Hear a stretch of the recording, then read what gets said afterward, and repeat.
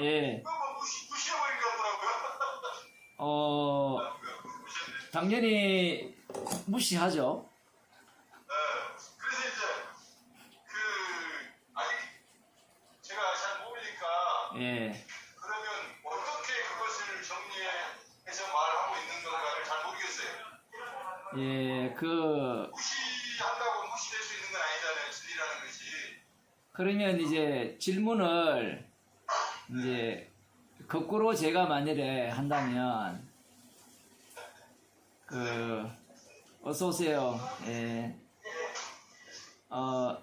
삼위일체 믿으면 구원을 얻습니까? 이 질문에 대한 답변을 먼저 하셔야 돼요. 삼위일체를 믿으면 그거는 아닌데요. 예. 믿는 사람, 믿음이 생긴 사람들은 예. 기독교의 핵심 진리를 알아야지 삼위일체라는 걸 알아야지 성육신이나 예수가 알아서 예. 이단으로부터 자기 자신과 교회를 지키기 위해서는 분명히 알아야 되잖아요. 근데 그것이 무시되어버리면 그것도 울타리가 없어지지 않나요? 방금 말씀을 잘 하셨는데, 교리라는 자체가, 두 가지 방면에서 만들어졌죠. 하나는 삼일체 교리 자체가 이미 기독교가 공인이 된 이후에 이미 권력 속으로 기독교가 합류를 했죠. 거기에서 나오는 교리는 어떤 교리가 되느냐라고 할 때는, 그 교리를 믿지 않는 자들은 지옥에 갈 뿐만 아니라 권력에 반대하는 그러한 태도를 취하게 되는 거죠. 그러니 교리를 만든 그 목적이 무엇이냐라는 거죠. 그 다음 이제 여기 첫 번째고요. 두 번째는 종교개혁 이후에 교리를 만들었잖아요. 개신교 계통들이 이제 다 수많은 군소 집단들이 각자의 신앙 코덱스를 만들었고, 신앙 코덱스라는 게 다름 아니라 사실은 교리에 거의 가까운 그러한 내용들인데, 그것들을 받아들이지 아니하면 적으로 간주했죠.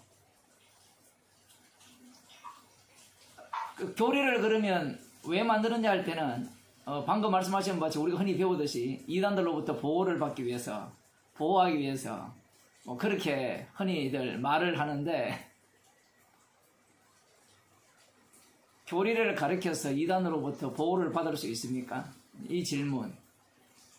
그러면 성령께서는 무엇을 하고 계시고, 그 교리 안에서 스스로 말하기를, 예를 들어 교리라면 이제 한 번 택하신 분은, 한 번 택하신 사람은 주께서 버리지 않고 끝까지 구원을 이루신다라는 빌립보서의 말씀처럼, 그러한 말씀들은 도대체 그러면 무슨 소용이 있느냐 이 얘기입니다. 그럼 결국은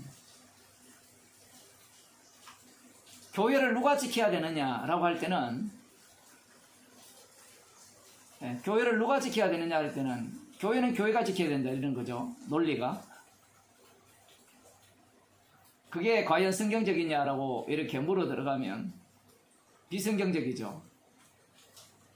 왜 비성경적이냐 할 때는, 교회는 주님의 피로 세우신 교회고, 그리고 주님의 피로 세우셨기에 주님께서 자기 백성에게 친히 성령을 보내주셔서 자기 정인으로 삼으시고, 그 교회 속에서 주님께서 세우신 교회를 이렇게 새롭게 창조해내시죠.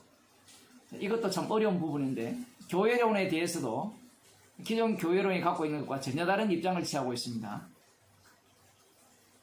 가령 이런 거죠.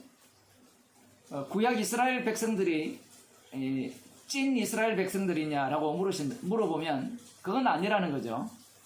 그 이스라엘 속에서 심판받을 자들이 갈려내지면서 참 이스라엘이 이렇게 서서히 윤곽을 드러내고, 이제 마지막으로는 포로 이후에 남은 자들이 참 이스라엘이라고 그렇게 생각하게끔 구약 성경에 기록되어 있죠. 그 이후에 이제 예수님이 오셨을 때 이 남은 자들이 예수님을 죽여버립니다. 그러면 이스라엘은 누구냐라고 할 때는 이스라엘은 없어요. 혹시 제 강의를 그 1강부터 이 골방 모임 들어보셨다면 그런 내용들이 다 담겨 있거든요. 이스라엘은 없습니다. 이스라엘은 없고 이스라엘이라고 하는 그들이 참된 하나님의 아들을 죽여버립니다. 그 죽임당하신 그분이 참 이스라엘이 되셔서 자신의 피로 새로운 이스라엘을 만들어내시죠. 이걸 달리 표현하면 이스라엘 속에 이스라엘이 있고요. 신약적으로 표현하면 교회 안에 교회가 새롭게 만들어지는 겁니다. 이러한 것들은 기존 어떤 전통신학 쪽에서 이런 얘기를 들으면 못 알아듣죠. 무슨 말인지. 이런 부분들이 이제 문제점들이 심각하고요. 아까 삼위일체 이런 부분도 마찬가지입니다.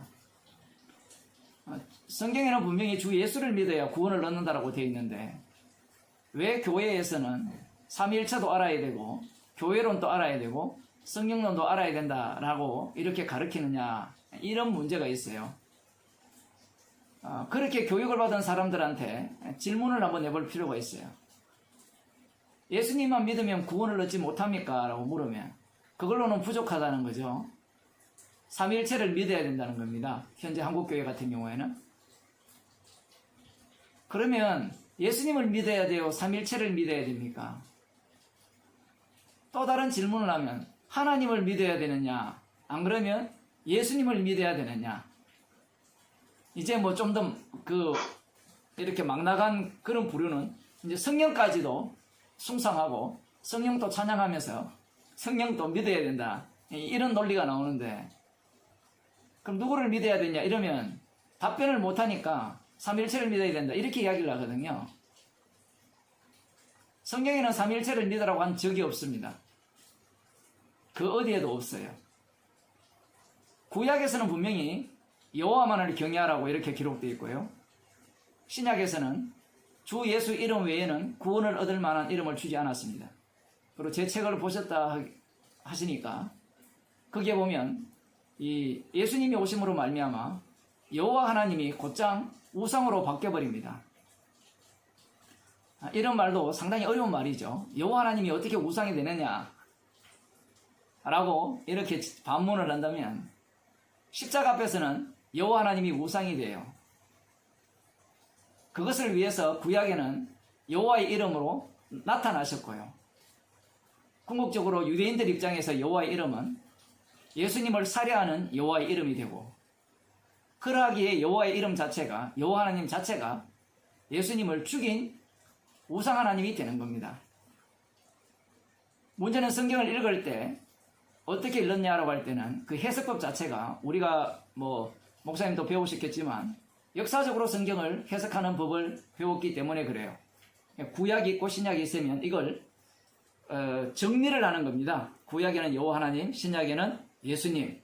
이걸 어떻게 통합할 거냐? 사실은 통합이 안 되거든요. 안 그러면 원래 여호와 하나님이 오리지널이니까 예수님도 여호와를 전가하는 분이다. 그 김기용 목사가 쓴 책, 그런 책에서는 그렇게 가르치죠.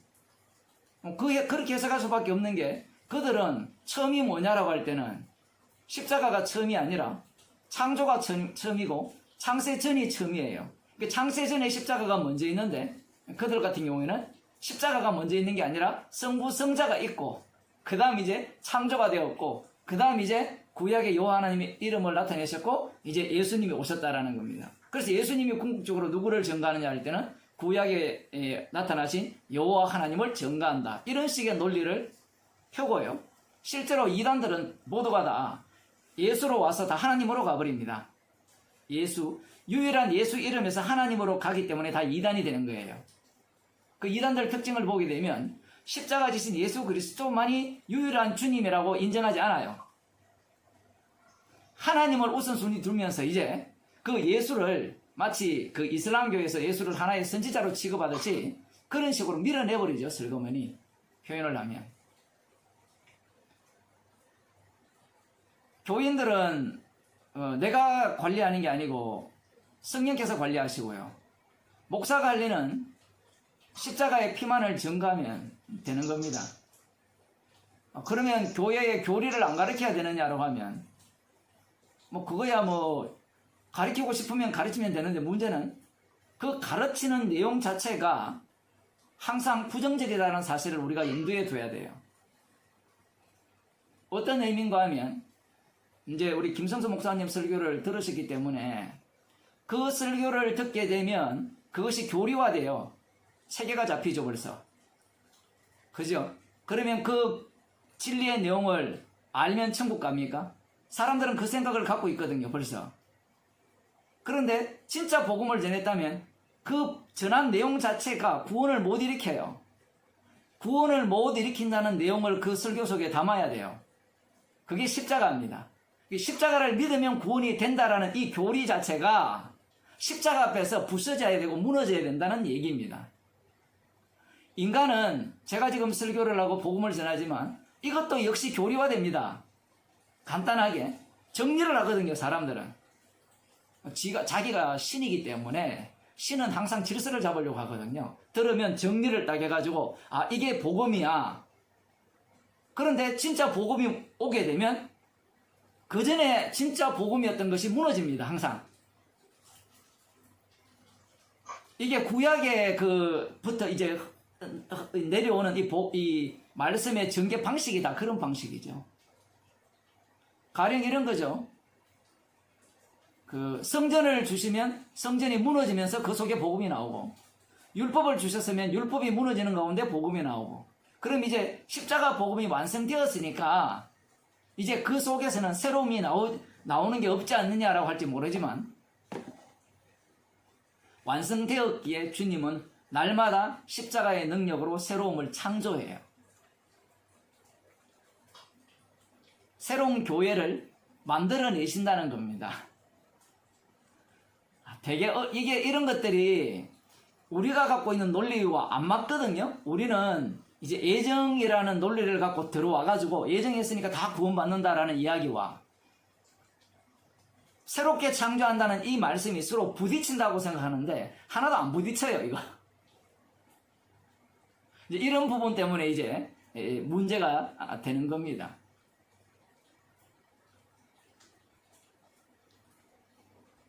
주께서 날마다 우리들을 쪼개시면서 그 우리를 이 원래 선택하신 목적대로 그 십자가의 정인으로 우리를 계속해서 새롭게 창조해 내시죠. 제가 창조라고 하니까 좀 뭐랄까요? 좀 이해하기 어려울 수가 있는데 간단하게 말씀드리면 우리 주변에 일어나는 모든 일들이 우리가 통제할 수 있는 영역이 아니죠. 오늘 오실 때 비가 많이 왔다고 했는데 여기도 갑자기 비가 쏟아졌어요.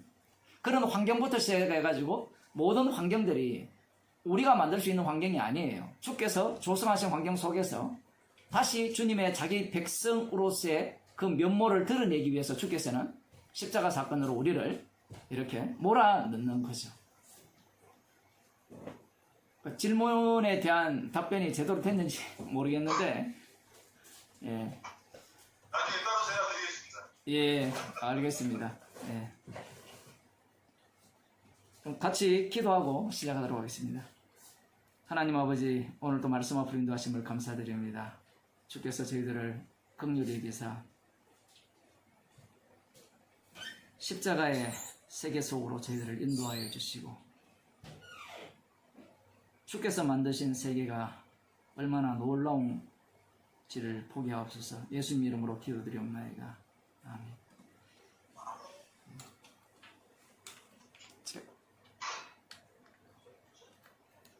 예, 마이크를 꽂았으니까요. 혹시 들리시지 아니하면 손짓으로 표현해 주시기 바랍니다.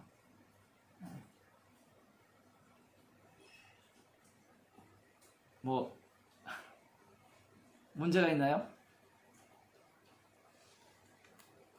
아, 마이크 꺼달라고. 네, 알겠습니다.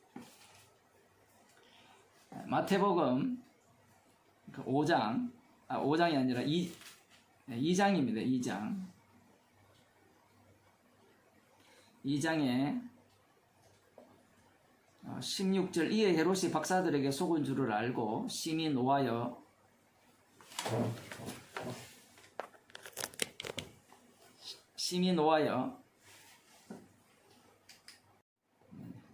마태복음 2장 16절 이에 헤롯이 박사들에게 속은 줄을 알고 심히 노하여 사람을 보내어 베들레헴과 그 모든 지경 안에 있는 산의 아이를 박사들에게 자세히 알아본 그때를 표준하여 2살부터 그 아래로 다 죽이니 이에 선지자 에레미야로 말씀하신 바 라마에서 슬퍼하며 크게 통곡하는 소리가 들리니 라헬이 그 자식을 위하여 애곡하는 것이라. 그가 자식이 없으므로 위로받기를 거절하였도다 함이 이루어졌느니라. 참 말씀이 상당히 어렵다라고 해야 될까요? 이 본문이 예레미야 31장 15절을 인용한 본문이거든요. 한번 보겠습니다.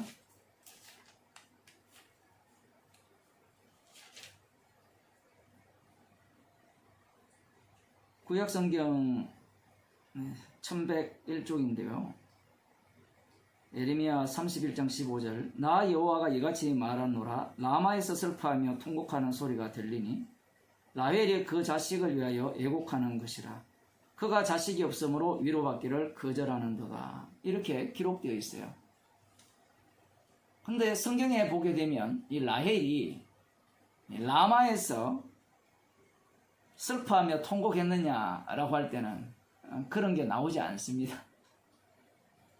역사적 기록이 있다면 이 에레미야 선지자의 예언이 그 라헬이 라마에서 슬퍼하며 통곡하는 그 소리를 바탕으로 하여서 그 이스라엘 백성들이 이 바벨론 포로로 잡혀가는 이 부분에 대해서 슬퍼하며 통곡했다라고 이렇게 그것을 갖고 와서 말씀하고 있다 이렇게 생각할 수 있지만 창세기에 보게 되면 이러한 어떤 내용이 30장에 창세기 30장인데 거기에 이러한 내용은 담겨 있지 않습니다.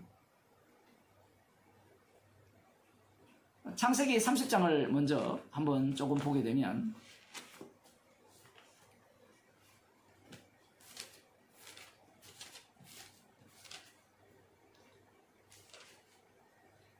라헬이 자기가 야곱에게 아들을 낳지 못함을 보고 그 형을 투기하여 야곱에게 이르되 나로 자식을 낳게 하라. 그렇지 아니하면 내가 죽겠노라. 라헬의 태도가 이러합니다. 야곱에게 아들을 낳지 못함을 보고 그 형을 투기하여 레아죠. 나로 자식을 낳게 하라. 그리고 야곱에게 이르되 나로 자식을 낳게 하라. 그렇지 아니하면 내가 죽겠노라. 우리가 방금 읽은 에레미야 31장 말씀과 사뭇 다른 내용이잖아요. 여기 보면 다시 그 에레미야 31장을 보게 되면 라헬이 그 자식을 위하여 애곡하는 것이라. 그가 자식이 없으므로 위로받기를 거절하는 거다. 자식 낳기를 지금 안달나 있는 라헬이거든요. 자식을 낳게 하지 않으면 죽겠다라고 하는 그 라헬을 두고 지금 자식이 없으므로 위로받기를 거절한다. 이렇게 얘기를 해요. 거짓말을 해도 유분수지. 에레미야 선지자가 이런 식으로 라헬에 대해서 다른 관점으로 이렇게 보느냐. 이렇게 따질 수가 있습니다. 그래서 이 비평학 쪽에서 이렇게 보는 이 문서를 짜집게 했다라는 것은 제2 문서, P, 이런 문서들이 조각조각으로 짜집게 했다고 하는 그런 사람들은 이거 짜집게 잘못했다라는 거죠. 안 그러면 성경을 잘못 이렇게 연결했다 이렇게 지적을 하고, 그렇지 않는 사람들은 이제 이것을 조금 더 의미화시켜서 이 라헬이 아기를 낳지 못했잖아요. 그래서 나중에 이제 요셉을 낳게 되죠. 요셉을 낳으니까 이제 그 뭐라고 이야기합니까? 그 끝에 보면 24절에 보면 그 이름을 요셉이라니 여호와는 다시 다른 아들을 내게 더하시기를 원하노라 함이었더라. 하나님이 나의 부끄러움을 씻었었다 하고, 부끄러웠다라는 거죠. 이때까지. 그러니 계속해서 자식을 낳고 싶었던 거예요. 좀 보수적인 이 사람들은 이걸 해석을 할 때 어찌하였든 이 라헬이 이 괴로움과 탄식 중에 있다가 나중에 요셉을 얻었다. 뭐 이러한 어떤 의미로서 에레미야 31장에서 에레미야 선지자가 인용한다. 이렇게 해석을 하는데 그렇게 해도 잘 안 맞아요. 논리가. 아예 에레미야 선지자는 이 자식이 없다라는 것을 전제로 하는 겁니다. 물론 이렇게 볼 수 있죠. 요셉을 하나님이 주셨기 때문에 라헬을 자식이 없는 자로 만들었어요. 그런데 이 내용을 보게 되면 라헬이 자식이 없으므로 위로받기를 거절했다라는 내용이 나와야 되는데 전혀 나오지 않아요. 나오지 않는데 그러면 왜 이런 식으로 표현하느냐라고 할 때는 하나님이 주신 믿음 때문에 그래요. 갑자기 건너뛰어 버리죠. 그 창세기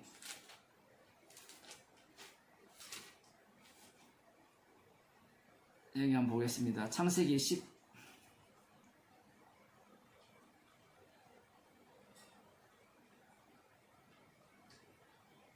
몇 장이죠. 여기 보면 하나님께서 그 아브라함에게 그 이런 말씀을 하셨죠. 그 15장 6절에 보면 아브라함이 여호와를 믿으니 여호와께서 이를 그의 의로 여기시고 이렇게 나옵니다. 아브라함이 분명히 하나님의 약속을 받았죠. 창세기 15장인데요. 네 몸에서 날짜를 인하여서 하늘의 별과 같이 바다의 모래같이 이렇게 많게 줄실 것이다 하셨을 때 이 자식이 태어나지 않으니까 다메섹 엘리에셀을 자신의 후계자로 이렇게 생각하고 여호와 하나님께 말씀을 드렸습니다. 그때 여호와 하나님께서 그 사람은 너의 후사가 아니라 네 몸에서 날짜가 네 후사가 되리라. 그리고 그를 끌고 밖으로 나가 하늘을 우러러 무뼈를 셀 수 있나 보라. 그에게 이르시되 네 자손이 이와 같으리라. 이렇게 말씀을 하셨어요.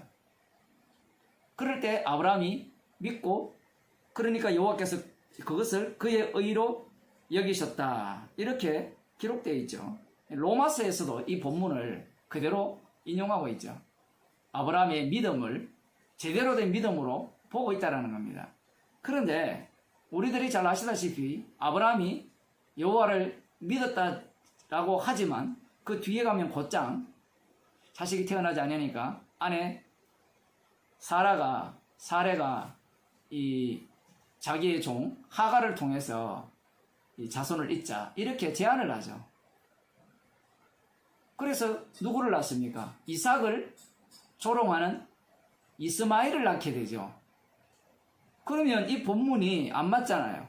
아브라함이 하나님을 믿음에 그것을 그의 의로 여기셨다 라고 하면 이 아브라함의 믿음이 제대로 된 믿음으로 도출이 돼야 되거든요. 그런데 믿음 있는 자가 아니라 믿음 없는 자로 나오는 겁니다. 그런데 이 로마서에서는 아브라함이 믿음에 의로 여겼다는 이 말씀을 이 아브라함의 참 믿음으로 말씀을 하시고 지금 여기에서도 하나님이 의로 여겼다고 하잖아요. 그러면 도대체 이 말씀은 어떤 의미를 담고 있느냐라고 할 때는 아브라함이 믿은 그 믿음은 믿음이 아니에요. 그 믿음이 누구를 공격합니까? 하나님을 공격하고 하나님의 약속을 오히려 핍박하게 되죠. 그러한 자에게 주신 하나님의 믿음이 그를 의롭게 하는 겁니다. 결국은 십자가의 피로 의롭게 하신 그 내용을 지금 담고 있는 거예요. 이런 부분도 마찬가지죠. 아브라함이 믿음에 의로 여겼다 했을 때는 좀 이상하잖아요. 아브라함이 믿었으면 약속을 믿고 100살이 되었던 200살이 되었던 기다리면서 하나님께서 이루실 것을 믿고 의지하고 기다려야 되잖아요. 그런데 아브라함은 기다리지 못하잖아요. 그 아내가 사라가 충동질을 하잖아요. 얼마나 이 자식을 보고 싶었겠습니까? 왜냐하면 하나님께서 큰 나라를, 큰 민족을 이룬다고 하셨으니까 그 약속을 이루어야 된다라고 이 자기들이 이제 나대는 겁니다. 그래서 주님께서는 이렇게 나대기를 그대로 내버려 두시면서 그 속에서 하나님께서 의로 여기신 믿음이 무엇인가를 이제 드러내시죠, 사실은. 나중에는 이러한 내용이 담기죠. 이삭을 하나님께 번제물로 드림으로 말미암아 결국은 아브라함 자신은 죽어 마땅하죠. 심판받아 마땅한데 그 자신이 드린 이삭의 희생으로 인하여서 아브라함이 구원을 얻는, 의롭게 되는 그 믿음의 대열에 아브라함이 합류하는 겁니다. 상식 있는 사람들이 이런 얘기를 들으면 못 알아듣죠, 무슨 말인지. 지금 성경 자체가 영의 말씀이에요.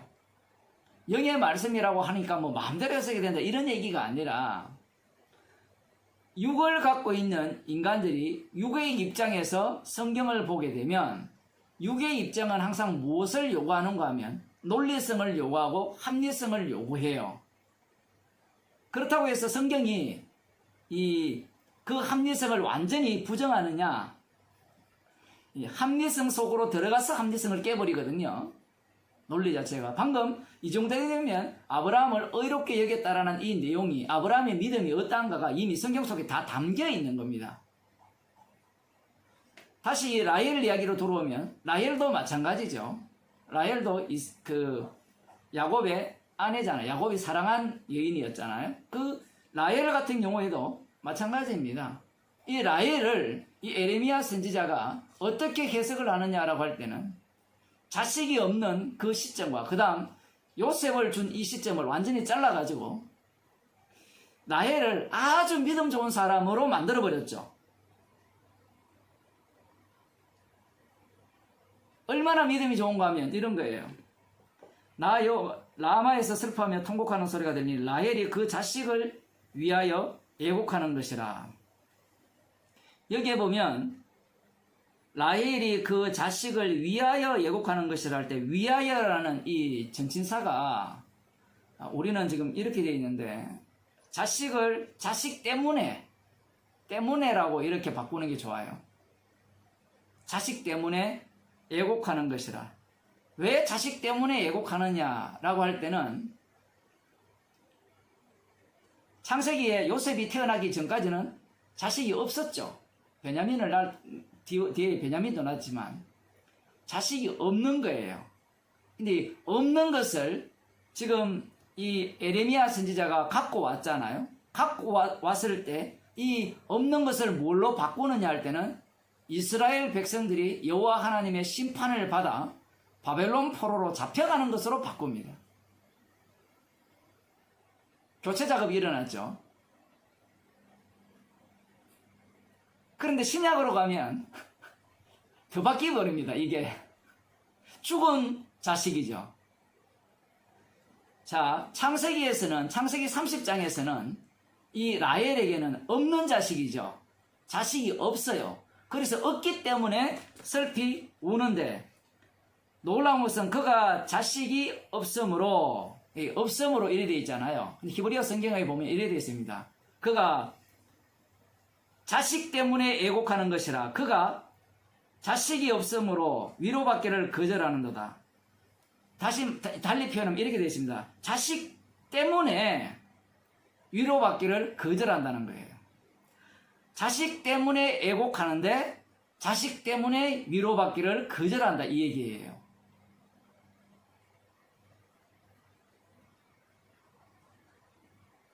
분명히 창세기에서는 자식을 낳고 싶어서 안달이 났잖아요.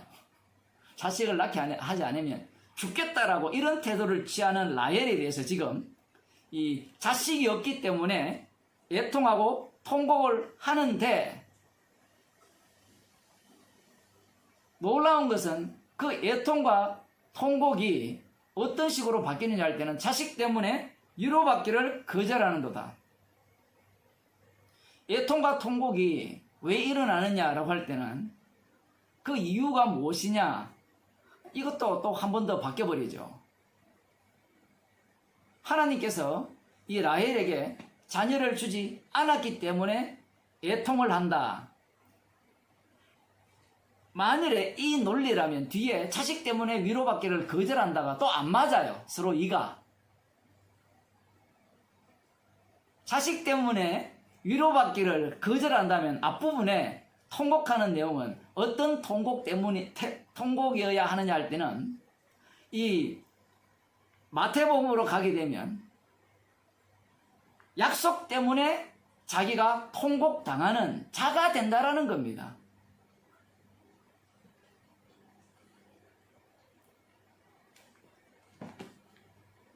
창세기에서는 그 자식을 낳고 싶었고, 그럼에도 불구하고 예레미야에서는 그러한 모습을 싹 감추면서 자식이 없는 부분에 대해서 슬퍼하며 통곡한다라고 라헬 편에서 누군가가 지금 뭔가 조롱한다라고 볼 수 있어요. 마치 이것은 이 한나와 버니나 관계를 보여주는 듯한 느낌을 상당히 많이 받죠. 그 통곡이에요, 표현을 하자면. 왜냐하면 지금 이스라엘 백성들이 통곡하잖아요. 누구에 의해서 끌려갑니까? 이 바벨론 제국에서 끌려가는, 잡혀가는 그 통곡인데, 결국은 이 일을 누가 일으킵니까? 주님께서 일으키시죠. 주님께서 그러면 그 통곡을 만드셔서 왜 만드셨냐 할 때는 위로받기를 거절하기 위해서 통곡을 만드셨다. 이런 식으로 지금 말씀은 몰아가고 있다는 사실입니다. 그래서 예레미야 31장 여기에서는 자식을 위하여 애곡하는 것이라. 그가 자식이 없으므로 자식 때문에 위로받기를 거절해버립니다. 아예.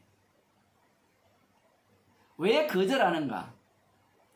지금 이 말씀의 의미, 예레미야 선지자가 예언하는 이 예언의 의미를 그 당시에 이 바벨론 포로로 곧 잡혀간 자들이나 안 그러면 예수님 당시의 유대인들이 이 말씀의 의미를 알고 있느냐라고 할 때는 아무도 알지 못해요. 언제 아느냐라고 할 때는 이걸 예수님께서 십자가에서 다 이루실 때 이 말씀의 의미를 알게 되는데, 그러면 이루시기 전에는 이 말씀을 어떻게 이해하느냐, 이 부분에 대해서 우리가 조금 더 한번 생각을 해볼 필요가 있어요. 여기 보면 그 앞부분에 나오는 말씀이 이런 겁니다. 10절에 보면 열방이여 너희는 나 여호와의 말을 듣고 먼 섬에 전파에 이르기를 이스라엘을 흩으신 자가 그를 모으시고 목자가 그 양무리에게 행한 같이 그를 지키시리로다. 여호와께서 야곱을 속량하시되 그들보다 강한 자의 손에서 구속하셨으니 그들이 와서 시온의 높은 곳에서 찬송하며 여호와의 은사 곧 곡식과 새 포도주와 기름과 어린 양의 때와 소의 때에 모일 것이라. 그 심령은 물된 동상 같겠고 다시는 근심이 없으리로다 할지어다. 그때 처녀는 춤추며 즐거워하겠고 청년과 노인이 함께 즐거워하리니 내가 그들의 슬픔을 돌이켜 즐겁게 하며 그들을 위로하여 근심한 후에 기쁨을 얻게 할 것임이니라. 내가 기름으로 제사장들의 심령에 흡족해 하며 내 은혜로 내 백성에게 만족해 하리라. 여호와의 말이니라. 지금 이 통곡을 자기들이 지금 통곡을 하지만 사실은 자기들 죄 때문에 통곡을 해야 되는 입장인데, 그런데 하나님께서는 이 통곡에 대해서 누구의 책임으로 돌리느냐라고 할 때는 바벨론의 책임으로 또 돌려요. 그들을 또 심판하시기 때문에. 이것은 하나를 갖고 다 해석이 안 되는 부분입니다. 그래서 하나님께서 지금 이 라마에서 슬퍼하며 이 포로로 잡혀가는 그들에게 이 애통하는 자들이 위로받기를 거절해야 된다는 거예요. 누구로부터? 사람들로부터. 좀 더 표현을 하면 위로받을 원래는 자격 요건조차 없죠. 아니, 범죄에서 지금 심판받는 내용이잖아요.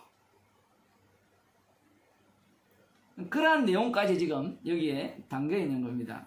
그래서 지금 자식이 없기 때문에 위로받기를 거절하는 이 말씀의 의미는 하나님께서 약속대로 지금 이 모든 일들이 진행된다는 얘기예요. 언약대로. 달리 말하면 이스라엘의 범죄함이나 이스라엘이 바벨론 포로로 잡혀가면서 애통하는 이 내용이나 그리고 이 애통하는 이 내용을 거절하는 이유가 언약대로 되어지기 때문에 그런 거예요. 그러니까 우리는 이렇게 얘기하면 언약대로 되어지기 때문에 슬퍼하면 통곡할 필요가 뭐 있습니까? 이래 들어가거든요. 논리가. 언약대로 되어지기 때문에 그걸 그러면 슬퍼하거나 통곡할 이유가 뭐가 있어요? 그것은 나중에 통곡하고 슬퍼하는 그 상황 속에서 실컷 통곡하고 실컷 슬퍼하다가 이후에 언약대로 되어지게 되니까 그 통곡이 그 슬픔 가운데서도 위로받기를 거절한 그 내용이 어떠한가를 비로소 알게 되는 거예요.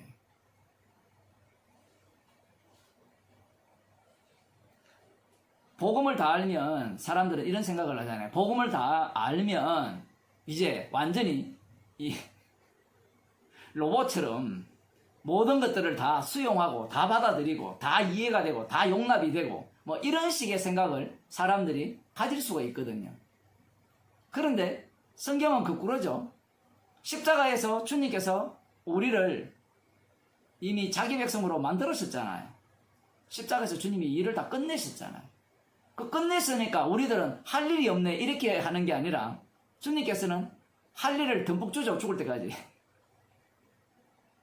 듬뿍 주셔서 할 일 없다라는 것을 정확히 하시는 거예요. 주님이 십자가에서 홀로 다 이루셨다라는 것을. 그런 식으로 지금 말씀을 하시는 겁니다. 조금 더 읽어보면 나 여호와가 이같이 말하노니 네 소리를 금하여 울지 말며 네 눈을 금하여 눈물을 흘리지 말라. 네 일의 갚음을 받을 것인지라. 그들이 그 대적의 땅에서 돌아오리라. 여호와의 말이니라. 도대체 앞뒤가 안 맞아요. 심판은 이들이 우상 숭배이기 때문에 심판을 했는데 하나님께서는 울지 말라. 갚음이 있을 것이다. 갚음을 받을 것이다. 네 일에 도대체 네 일에 대해서 뭘 갚느냐? 잡혀간 그 일에 대해서 갚음을 받는데 이건 지금 논리적으로 안 맞아요. 만일에 억울하게 잡혀갔다면 그 일에 대해서 갚음을 받는다라는 말씀이 이해가 되는데 범죄에서 잡혀갔거든요. 그런데 갚음을 받는다는 거예요. 이것은 장차 예수님께서 십자가로 이루실 그 일을 지금 전가하는 내용이기 때문에 이 사건을 십자가 사건 속에 집어넣어서 이해하지 아니하면 이 구약적 사건을 이해를 못해요. 논리가 이렇게 맞게 진행 안 되기 때문에 그렇습니다.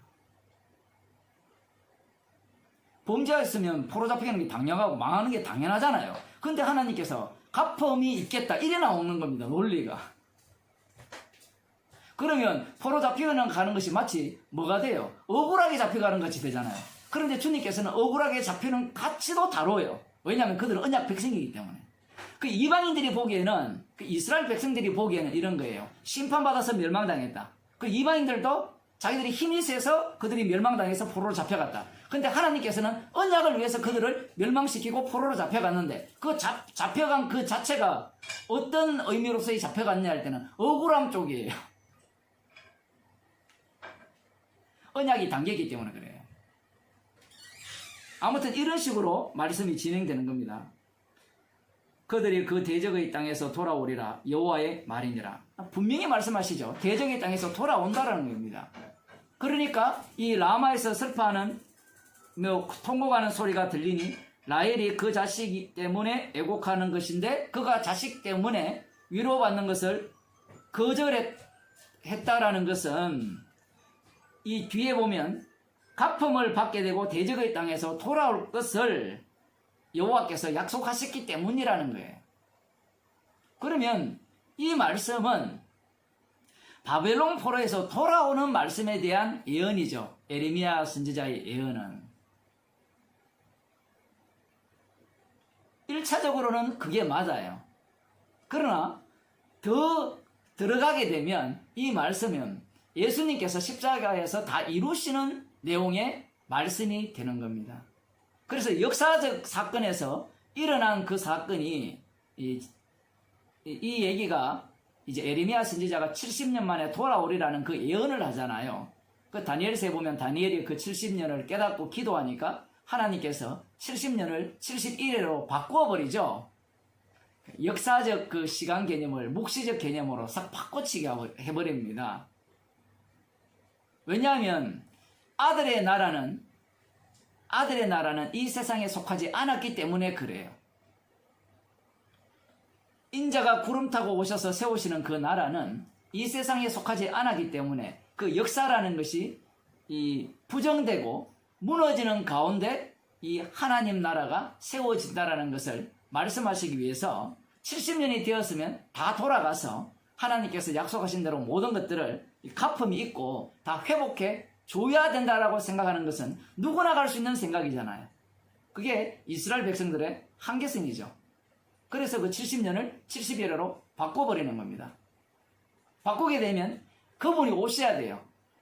달리 말해 예수님이 오시게 되면 70일의 의미가 다 드러나게 되는 겁니다. 그전에는 인간이 해석이 안 돼요. 예수님이 오셨을 때 유대인들이 왜 예수님을 주님으로 못 받아들이냐 할 때는 그들은 70년, 71회를 다 알고 있습니다. 근데 71회를 어떻게 해석하죠? 70년을 해석하듯이 71회를 해석하는 겁니다. 표현을 하자면. 70년을 해석하게 되면 지금 여기에서도 무엇이 중심이 있느냐를 할 때는 아까 전에 제가 그런 말씀을 드렸잖아요. 언약이 중심인 자가 지금 라헬이거든요. 에레미야 선지자가 예언하는 것은. 그런데 그들이 갚음을 받게 되고 돌아올 것이다 라고 하니까 이것이 중심이 누가 돼버려요 또? 돌아오는 유대인, 잡혀가는 유대인, 이스라엘, 이들이 중심이 되는 겁니다. 그 70년이나 71회 자체가 모두가 다 어떤 식으로 해석이 되느냐 할 때는 이 자기 유대인 중심으로 해석이 되는 거예요. 그러니 예수님이 오셨을 때 이들이 예수님을 환영할 수가 없는 겁니다. 예수님이 이 갓난아기로 오셨잖아요. 갓난아기로 오셨으니까 그들이 기대하는 이 메시아 왕국과의 모습과는 너무 다른 그런 모습을 보이고 이 땅에 오신 거죠. 조금 더 보겠습니다. 나 여호와가 말하노라 너의 최후의 소망이 있을 것이라 너의 자녀가 자기들의 경내로 돌아오리라. 에브라임이 스스로 탄식함을 내가 정령이 들었노니 스스로 탄식한다는 거죠. 자기가 회개하고 제가 잘못했습니다. 그래서 돌아온다는 거예요. 이런 것들이 상당히 중요해요. 이게 구약에서는 이렇게밖에 이해가 안 됩니다. 예수님 당시 유대인들이 왜 예수님의 살과 피에 대해서 그렇게 이 강력한 거부감을 가지냐 할 때는 구약 말씀 자체는 나오잖아요. 에브라임이 스스로 탄식함을 내가 정령이 들었노라. 자기들이 알아서 탄식했다는 거예요. 알아서 회개했다라는 겁니다. 인간이 알아서 회개할 수 있죠. 그죠? 스스로 잘못했다 인정할 수 있잖아요. 어떤 사람이 예수 안 믿다가 예수를 믿는다 했을 때 자기가 살아온 것에 대해서 스스로 탄식하면서 회개하잖아요. 주님이 그 회개 받아줄까요? 안 받아줍니다. 사람들은 주님을 우상처럼 생각해요. 우상이라는 것은 이름이 있잖아요. 이름이 있는 우상은 내 마음대로 다룰 수 있다는 거거든요. 내가 빌면 들어줘야 되고 내가 죄 용서하면 들어줘야 되고 이게 우상이에요. 왜냐하면 우상이라는 것은 나의 종이기 때문에 그래요. 내 이름을 위에 있는 게 우상이거든요. 예수의 이름도 마찬가지죠. 예수라는 것이 왜 우상이냐 할 때는 내가 기도하면 들어줘야지, 내가 회개하면 들어줘야지 이런 거예요. 여러분 주변에 혹시 회개한 사람이 있다면 맨날 술 먹고 이 나쁜 짓 하다가 회개한 사람이 있으면 물어보세요. 주님 그 회개 안 듣는다고. 그리고 화를 내거든요. 내가 지금까지 살아온 것들을 다 이 반성하고 회개하고 그런 행동을 하나도 안 하는 것이 뭐가 나쁘냐 이거죠. 그게 나쁘다는 겁니다. 그들은 뭘 모르는가 하면 바리새인들이 율법에 여러는 흠이 없었잖아요. 그런 식이라면 바리새인들은 회개할 게 없어요. 회개할 게 없기 때문에 예수님을 죽이는 거예요. 자기 행위를, 과거의 행위를 돌아보면서 나 이렇게 잘못했어요. 그래서 나는 죄인입니다. 그런 죄인은 주님 안 받아요. 제가 어제 간음하지 말라는 설교를 했잖아요. 혹시 뭐 보셨는지 모르겠지만 그 레위기 20장에서는 이 간음이라는 그 내용의 의미를 인간이 저지를 수 있는 그 가장 그 극단까지 보내죠. 단순히 그 옆에 있는 그 여자의 문제, 남자의 문제를 뛰어넘어서 그 다음 뭐 부모, 딸, 아들 뭐 이렇게 넘어가지고 어디까지 갑니까? 이제 동성연애까지 가고 그 다음 어디까지 가요? 짐승까지 가거든요. 기다려보세요. 다 그렇게 돼 있어요, 세상은. 동성연애만 합법화라 하지 않고 나중에는 동물하고 결혼하는 것까지 합법화해라 이래 나옵니다. 원래 말씀이 있다는 것은 인간은 그렇게밖에 안 돼요. 그 이상이 안 돼요. 그러면 목사님, 우리가 다 그렇게 된다는 말입니까? 그건 아니에요. 근데 다 첫째 아담 안에 있기 때문에 그 한 인간이 하는 그 일이 다 우리의 일이에요. 저들은 저 동성연애 하지만 나는 아닙니다. 혹시 이런 소리 하는 분들 계세요?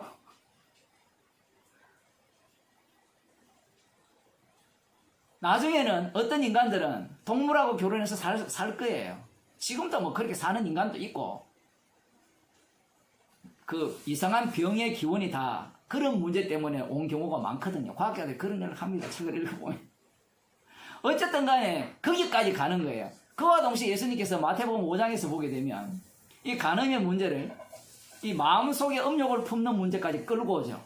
그래서 벌써 눈 빼야 돼요, 다. 여러분, 간음 안 하려면 눈을 감고 다녀요, 감고. 텔레비도 안 봐야 되고. 나는 봐도 끄떡없는데요. 여러분, 말씀이라는 것은요, 그 상황을 주님이 조성해서 가능케 만들어요. 자기 마음에 드는 사람이 없기 때문에 간음을 안 할 뿐이에요. 로마서에 의하면 우리 속에는 이미 이 모든 죄악이, 탐욕이 만개할 준비가 되어 있어요. 이 스타트 라인에서 딱 준비하고 있다가 주님께서 환경을 딱 만드시면 출발해 버립니다. 그 대표적인 경우가 다윗이잖아요. 다윗이 율법을 몰랐을까요? 사울에게 그렇게 공격을 당하고 사울이 하나님께 순종하지 않아서 버림을 받았잖아요. 그러면 대오각성하고 율법대로 살아야 되겠다고 생각하지 않았겠어요? 자, 그것은 다윗이 이 암몬과의 전쟁에 있어서 너무 마음을 푸근하게 놓고 있어서 문제였다. 그 마음을 누가 다스릴 수 있어요? 누가? 내 마음에 내가 주인이면 내가 다스릴 수 있고, 내가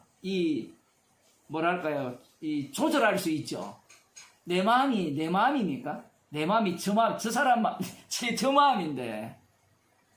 백화점에 가서, 우리 집사님 예쁜 옷 있으면 입고 싶다. 나는 그런 거 안 입고 싶어. 그러면 다른 옷을 보면 입고 싶다가 돼 있어요. 상황 자체가. 눈은 보아도 촉함이 없고, 귀는 들어도 차지 않아요. 입이라는 것은 먹어도 달라 하죠. 잠언 쓰인 거 그게 나오죠. 우리 인간들이 너무 자기 자신을 높게 봐요. 손도 잘라야 되고요. 눈도 빼야 돼요. 그 예수님 말씀에 하면. 예수님은 십자가를 전가하고 있는데 인간들은 무슨 생각을 갖고 있는가 하면 나는 거룩한 사람이야. 나는 그렇게 안 살 거야. 안 살게 하신 것도 주님의 은혜예요. 십자가를 전가하게 하기 위해서 그렇게 살게 하셨고요.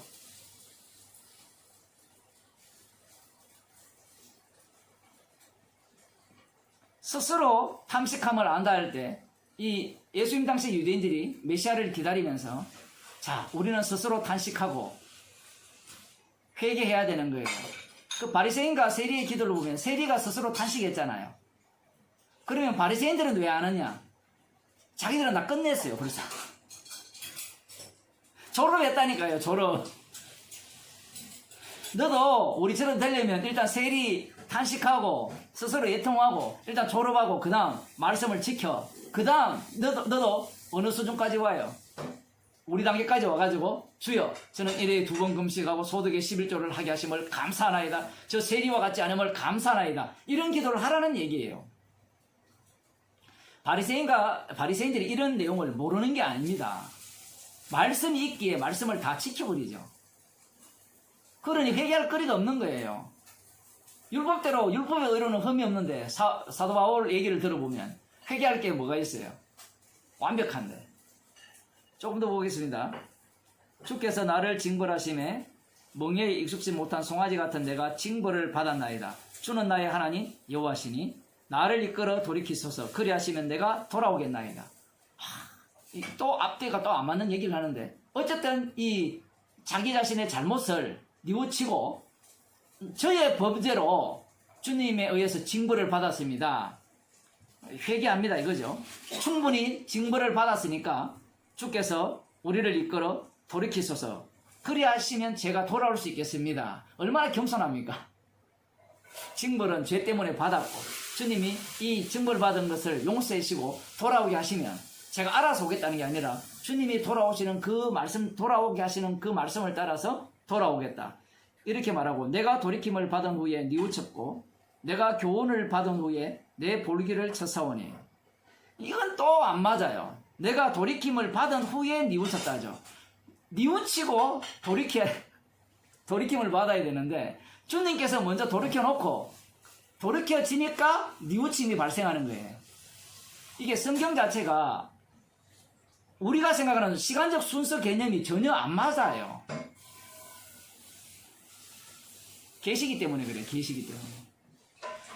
그렇지 아니하면 이 말씀들을 보고 교훈을 받아가지고 이렇게 하자라고 하죠. 그게 이 예수님 당시에 유대인들의 성경 해석본인데, 이는 어렸을 때의 치욕을 징보로 부끄럽고 욕됨이니이다 하도다. 에브라임은 나의 사랑하는 아들, 기뻐하는 자식이 아니냐. 내가 그를 책망하여 말할 때마다 깊이 생각하노라.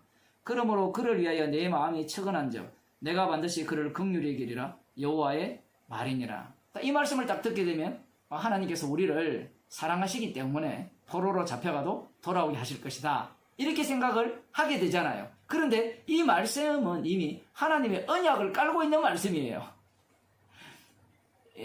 무슨 말씀을 보더라도 자기 중심으로밖에 못 봐요, 인간이.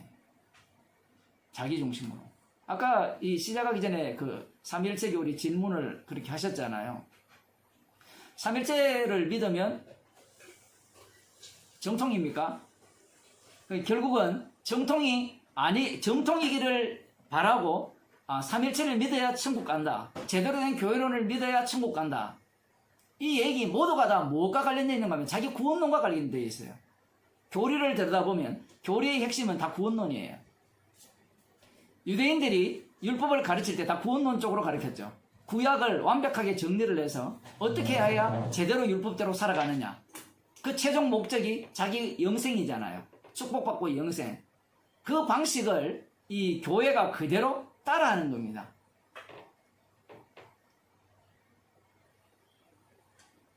십자가를 전가하기 위한 교리가 아니죠.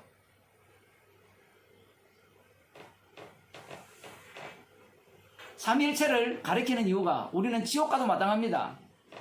이걸 알려주기 위해서 삼위일체를 가리키는 게 아니잖아요. 성령론도 마찬가지죠. 성령론을 제대로 알아야 이 사이비 집단에 빠지지 않는다는 겁니다. 빠지지 않아서 어디로 가려고 그럽니까? 괜찮은 교회? 그 괜찮은 교회가 그 바리새인들 교잖아. 바리새교. 그들이 예수님을 죽입니다. 괜찮은 교회는 뭘 주장해요? 십자가를 주장하지 않고 뭘 주장합니까? 건전한 교리를 주장하죠. 우리 교회에 오면 참된 구원을 얻습니다. 우리 윤 목사님은 뭐 이렇게 잘 안 들으셔가지고 제가 여러 번 그런 말씀을 드렸습니다만은, 이단들이 안산홍이나 안 그러면 누굽니까? 이만이나 이런 사람들이 왜 큰 소리를 칠까요? 그들이 하는 일이 다 한국교회에서 정통교회에서 하는 일이에요. 우리 교회가 참된 교리를 가르칩니다. 그 교리를 가르치고 교리를 믿으면 천국 가는데, 기존 교회는 이 구원의 확실성을 제공하지 않아요. 어중간하게 가르치잖아요. 그런데 이단들은 이걸 고백하고 믿으면 구원 얻었습니다라고 이야기해버려요. 구원파도 마찬가지잖아요. 교리를 제대로 가르칩니다. 십자가에서 다 이루셨습니다. 과거, 이제, 현재, 이제 다 용서했습니다. 이걸 믿으세요. 믿습니까? 자, 오늘 당신이 구원 받았습니다. 이걸 보장해버리거든요.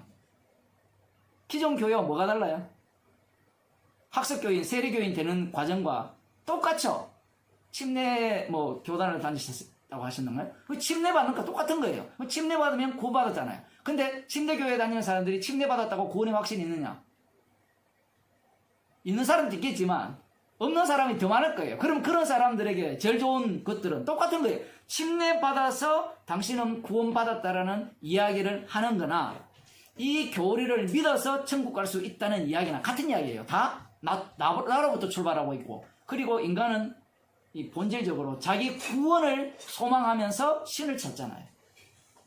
교회를 아무리 다녀도 구원의 확신이 없어요. 구원의 확신이 없는데 교회에서는 교리라고 삼일체도 가르치고 뭐 예수님은 주님이라고도 가르치고 뭐 사도 신경도 가르치고 다 해도 확신이 없는데 저쪽 동네 가보니까 그 확실성을 제공해주는 그 요소들을 나한테 주면서 뭐 그것만 받아들이고 믿게 된다면 천국 갈 수 있다라고 이렇게 이야기를 하니까 얼마나 좋아요. 복음을 전한다면 거꾸로죠. 삼일체 믿어서 천국 못 갑니다. 예수 믿어서 천국 못 가요. 아까는 또 뭐 예수 믿어야 천국 간다 해놓고 왜 그렇게 또 말합니까 하는데, 예수 믿어서 천국 가라 하면 다 예수 믿죠. 예수를 믿는다는 것은 예수 믿어서 천국을 못 간다는 내용을 담고 있는 거예요. 아까 아브라함이 하나님을 믿음의 의로 여겼다는 것도 마찬가지죠. 나의 믿음은 구원을 발생시키지 못해요. 주님의 죽으심만이 구원을 주십니다. 그분이 선물을 주실 때 구원을 주시죠. 그럼 예수를 믿는다는 것도 마찬가지죠. 예수 믿어서 구원 못 얻어요. 믿겠다는 것이 수상한 거죠. 왜 믿으려고 합니까? 왜 예수를 믿으려고 합니까? 살려고 믿으려고 하잖아요. 벌써 우상을 찾고 있잖아요. 그 우상 숭배가 무너지는 자리가 바로 예수 믿는 자리예요. 성령이 오지 아니하니까 성경 말씀 자체를 교리적으로 해버리니까, 교리라는 것은 평면화 시켜버리죠. 근조화 시켜버리는 겁니다. 교리라는 것은 능력이 없어요. 글을 이렇게 붙여놓고 나 믿습니다 이래 들어가는데, 하나님의 말씀은 살았고 운동력이 있죠. 조금 한번 생각해 보세요. 하나님의 말씀은 살았고 운동력이 있는데 교리는 살았고 운동력이 있는 게 아니라 고정시켜버립니다. 틀을 만들어버리죠. 그러니까 그 틀 속에 들어가기만 하면 구원을 얻어요. 근데 하나님은 말씀은 살았고 운동력이 있어서 그 살았고 운동력 있는 말씀을 다 고정시켜놓고, 이거 뭐 하는 짓입니까 이게? 운동력이 있어 어디로 인도합니까? 우리를 날마다 찔러 쪼개서 영원한 대제사장을 소개하는 몸으로 만들어내죠. 그게 히브리서 4장에 나오는 말씀이고 히브리서 전체가 말씀하시는 내용이잖아요. 찔러 쪼갤 것이 없는 것으로 만드는 게 교리잖아요. 교리를 제대로 만들어버리면 그걸 믿으니까 찔러 쪼개임을 당할 이유가 없어요. 예수 믿으면 천국 간다니까 예수 믿고, 뭐 삼일체 믿으면 구원 받는다니까 삼일체 믿고, 그 제가 사는 이 동네에 그 수많은 한국 사람들이 와가지고 자기들 나름대로 복음을 다 전했거든요. 정말 재밌는 게 뭔가 하면요, 어느 목사마다 교리가 다 달라요. 교리가 다 달라요. 처음에는 이 배우는 사람들이 뭐 아는 게 없으니까 다 아멘 한 거예요. 근데 아멘 다 해보니까 나중에 가니까 서로 안 맞는 이야기를 다 아멘하고 앉았어요. 어차피 이들이 믿음이 없었던 것은 분명한데 그들도 생각을 할 거 아니에요. 결국은 진리는 없구나. 돈이나 벌자. 그렇게 된 거예요. 간단하게 말하면 신내교 교리나 장로교 교리가 달라요. 교리라는 것은 목숨과 바꾸는 내용이거든요. 영생과 관련된 얘기예요. 취미 생활이 아니었잖아요. 맞죠? 윤 목사님 맞죠? 교리 배우셨잖아요. 교리는 그냥 우리 교단 하나 만들자 정도가 아니라 이게 아니면 안 되기 때문에 만들어낸 게 교리잖아요. 이단과 구별하기 위해서. 그러면 이 교리에 부합하지 않으면 다 이단이죠. 근데 오늘날 어느 교단이 우리 교단 아니면 이단이라 이래 이야기합니다. 순복음이 처음에 이단이라 했어요. 그죠? 조용기를 이단이라 했잖아요, 처음에. 그런데 교인 수가 뭐 수십만 되니까 무슨 이단이에요? 정통보다 더 정통이 되어버리죠. 저보다 순복음 따라가기 바쁘고.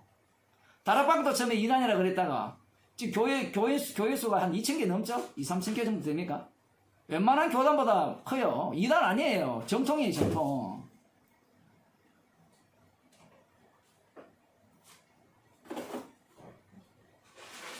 이만희가 만일에 한 1000만 교인 만들었으면 이단 아닙니다. 신천지 외에 다 이단이죠, 거꾸로. 이거 우스운 이야기가 아니라 제가 이 사람들이 지금 이단이다 아니다 자기들이 규정을 내놓고 스스로 다 그 교리를 안 지켜요. 그렇게 지키는 집단들이 또 있어요. 그 집단들은 자기들만이 어렵다는 거예요. 이런 것도 재밌죠. 그 지방교회 같은 경우에는 자기들만 어렵다는 거잖아요. 자기들만 거룩하고. 주님이 정인이 되라 했는데, 딴 것까지 정인이 되라 했는데 거룩한 단체를 만들고 있고 집단을 만들고 있으니까. 근데 사람들이 그런 곳이 그리운 겁니다. 그런 곳이 부럽고요. 그래서 나도 그 속에 들어가고 싶다. 확실한 게 좋잖아요. 뭐든지. 설교를 하더라도 확실하게 이 구원의 확실성을 제공해주는 설교. 그런 걸 바라면 그 박옥수나 다락방이나 지방교회나 신천지 이런 데 가셔야 돼요.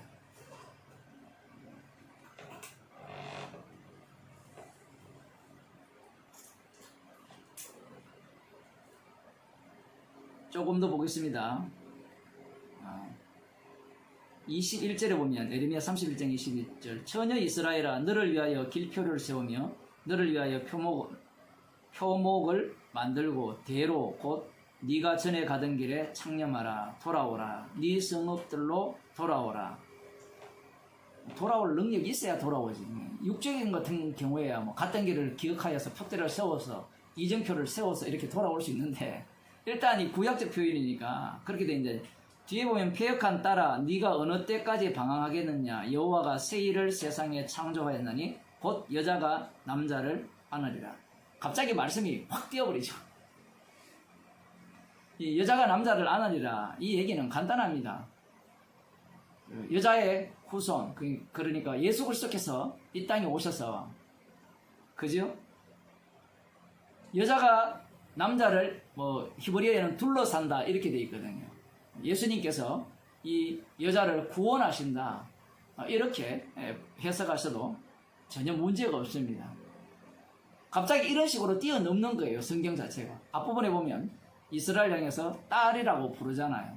여자라고 이렇게 부르는데 주님께서 창조하시는 그 새것 새 일이라고 하니까 오해할 수 있는데 새것입니다. 여호와가 그 새것을 세상에 창조한다는 거예요. 새것. 그 새것은 주님의 피로 만드시는 교회죠.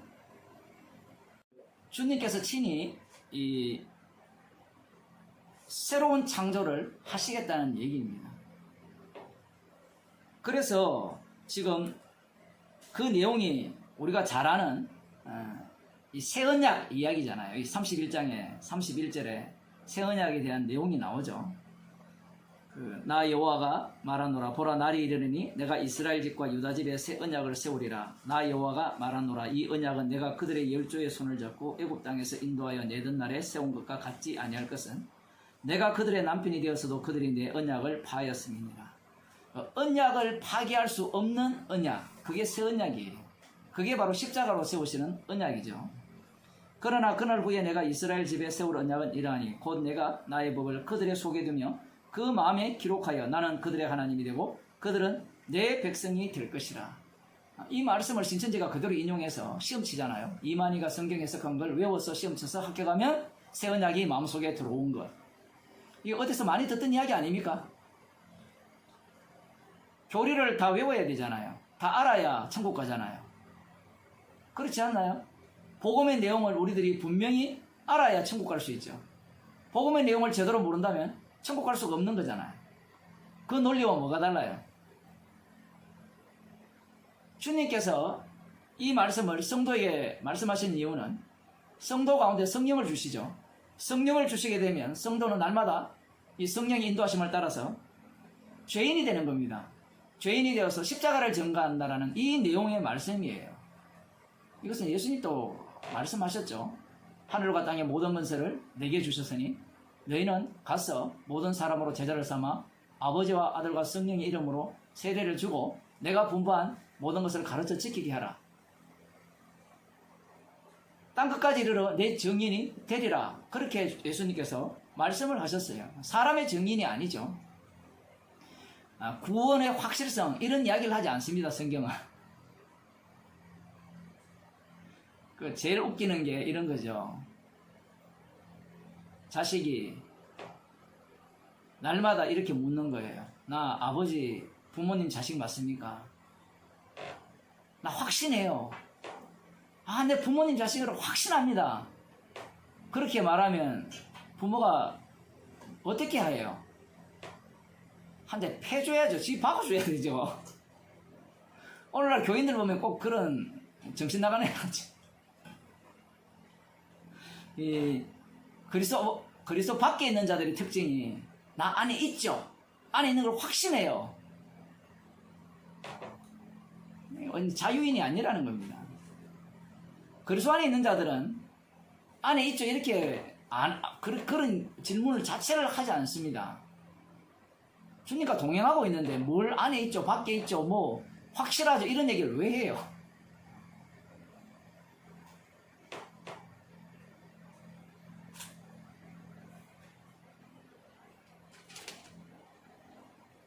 자, 다시 마태복음으로 돌아왔어요. 예수님께 이 라마에서 슬퍼하며 헤롯이 예수님을 죽이기 위해서 베들레헴과 그 모든 지경 안에 있는 사내 아이를 박사들에게 자세히 알아본 그때를 표전하여 2살부터 그 아래로 다 죽였어요.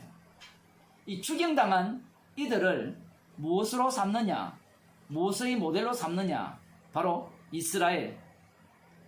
제가 마태복음 그 족보를 하면서 그 이스라엘은 없다고 했잖아요. 이 이스라엘의 그 표준으로 삼는 겁니다. 표현을 하자면. 이렇게 하면 또 오해를 할 수 있으니까 이들은 누구를 증거하는 자들인가 하면 예수님의 죽으심을 증거하는 자들이에요. 죽으심을 증거하고 그 죽으심으로 의해서 새롭게 만들어지는 자들의 모델입니다. 여기에서 아까 새 것을 창조한다라고 했을 때 여자가 남자를 안으리라 그 말씀을 이렇게 그대로 우리가 받아와서 이 말씀의 의미를 들여다보면 거기에서 이 새롭게 바벨론 포로에서 돌아오는 자들은 단순히 포로에서 돌아오는 이 과정이지만 창세기에서는 없는 데서 만들어지는 아들이고요. 이 에레미야에서는 포로로 갔다가 돌아오는 아들이고요. 이제 마태복음으로 오면 죽은 자들이 살아나는 내용이에요. 없는 데서 있게 하는 것과는 차원이 완전히 달라버리죠. 죽은 데서 살아나려면 대신 죽은 분이 계셔야 됩니다. 그분이 바로 이 하나님의 아들이죠. 지금 순서가 바뀌었죠. 예수님 때문에 이들이 죽었잖아요. 역사적 순서는 예수님 때문에 이들이 죽었는데 예수님이 이들을 대신해서 죽으시고 그 죽으심 속에 이들을 함께 죽이시고 이들을 다시 살리셨다라는 거예요. 어디에 살렸습니까? 살린 게 없잖아요. 다 죽었잖아요. 우리들 눈에는 죽은 것밖에 안 보이죠. 이미 이들은 그리스도 안에 있기 때문에 이미 산자입니다. 그래서 라마에서 슬퍼하며 크게 통곡하는 소리가 들리니 라헬이 그 자녀를 위하여 애곡하는 것이라. 그가 자식이 없으므로 위로받기를 거절하였도다. 너무나 일방적인 해석이죠. 이 2살의 아이들이 죽었을 때 부모들이 영문도 모르고 죽는 겁니다. 뭐 알려주고 죽였을 수도 있는데 뭐 나중에 알게 되었겠죠. 그들이 어떻게 생각하느냐는 성경에는 관심 하나도 없습니다. 성경에 그런 내용이 없어요. 세상 자체가 십자가에서 다 이루신 일을 증거하기 위한 세상이기 때문에 그래요.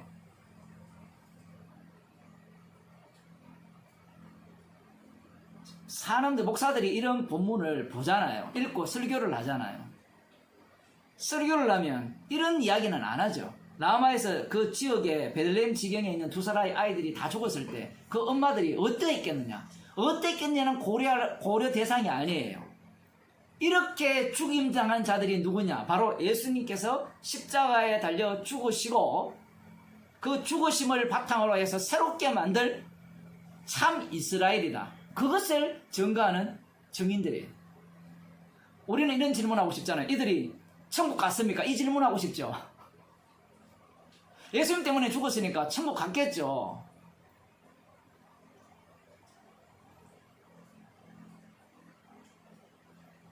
새 언약을 위해서 이들이 태어났고 그 시절에 2살 아래에 머물러 있었던 겁니다.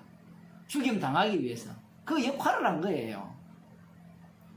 구원론에 이렇게 미쳐있는 사람들은 이런 본문들이 납득이 안 되죠. 그래서 이들은 다 이 라헬의 믿음 속에 있는 부모들이죠. 엄마들이죠. 그러니까 정말 이들은 구원받았을 거야. 이런 이야기를 하고 싶어 하잖아요.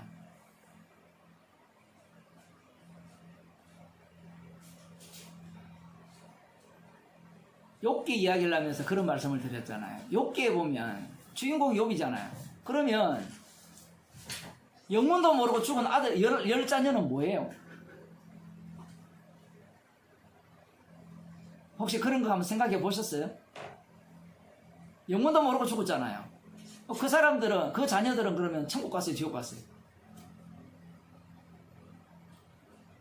영문도 모르고 죽어야 하는 역할이에요.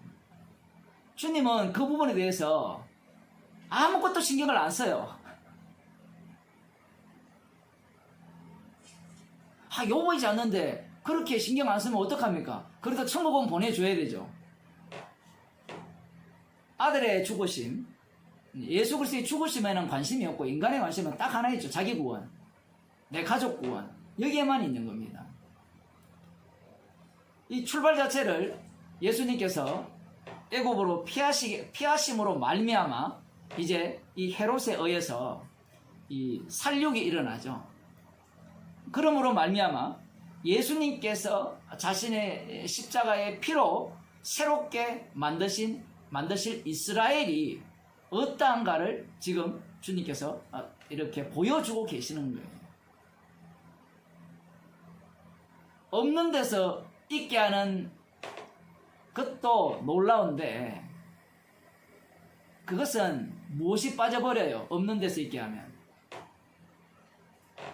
없는 데서 있게 하면 죄가 빠져버리죠. 죄가 빠졌다는 것은 십자가의 피가 필요 없다라는 겁니다. 그런데 이 죽은 자를 살리는 것은 죄가 고스란히 담겨 있고 대신 죽으심이 그 속에 그대로 머물러 있는 겁니다. 여기에서 이스라엘은 죽임당한 자들이고 이 죽임 가운데서 다시 살림을 받은 자들이 바로 참 이스라엘이 된다는 것을 이 말씀을 통하여서 우리에게 증거해주고 있다는 사실입니다. 그래서 죽임당하지 않는 자들은 하나님의 백성이 아니에요. 달리 말하면 앞서서 이런 말씀을 드렸잖아요. 나 예수 믿을게요. 그럼 천국 갈 수 있죠. 그런 사람들은 죽지 않았죠. 분명히 성경에서는 로마서 6장에서 예수 그리스도와 함께 죽고 다시 살리심을 받은 자가 성도라고 하죠. 갈라디아서 2장 20절도 마찬가지고요. 그 죽임을 당했다면 이제는 내 안에 내가 안 살아야 되잖아요. 그런데 예수 믿겠다고 나선 자들은 자기가 살아있죠. 내 안에 내가 살지 않는다면 십자가의 증인이 될 것이고, 왜냐하면 이미 죽은 자이기 때문에. 살려주시는 분이 따로 계시잖아요. 누가 살립니까? 지금도 우리를? 십자가의 피능력이 우리를 살려내시고 있죠. 그러면 성도가 자랑할 것은 십자가의 피해야 되는데, 이 죽임당한 경험이 없기 때문에 피를 자랑하는 것이 아니라 나 살았다를 자랑하고 나 예수 믿는다는 것을 내세우는 겁니다.